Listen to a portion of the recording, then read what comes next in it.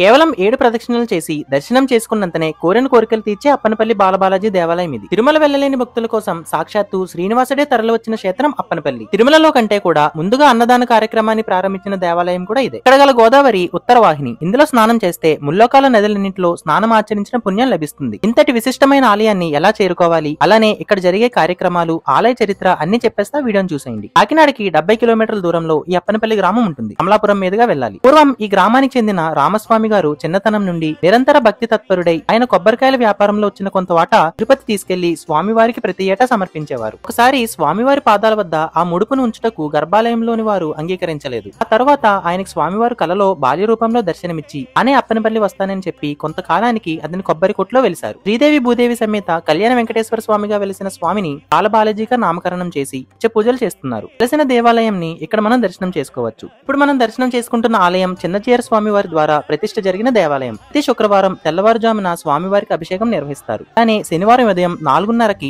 ప్రభాత సేవను నిర్వహిస్తారు. దానికి కన్నుల పండుగగా ఉంటుంది. ముందుగా ఇక్కడ ఉన్న గోదావరిలో స్నానం ఆచరించి ధ్వజస్తంభాన్ని దర్శించుకుని ఇక్కడున్న గంటను మ్రోగించి 7 ప్రదక్షిణలు చేసి కొబ్బరికాయ కొట్టి తదుపరి స్వామివారి దర్శనానికి వెళ్ళాలి. ఇక్కడికి విచ్చేసే భక్తులు తలనీలాలు కూడా సమర్పిస్తూ ఉంటారు. దూరం నుంచి వచ్చే భక్తుల కొరకు శ్రీ బాలబాలాజీ సదన్ అందుబాటులో ఉంది. ప్రతిరోజు ఉదయం 9 గంటల నుండి రాత్రి 11 గంటల వరకు అన్నదానం జరుగుతుంది.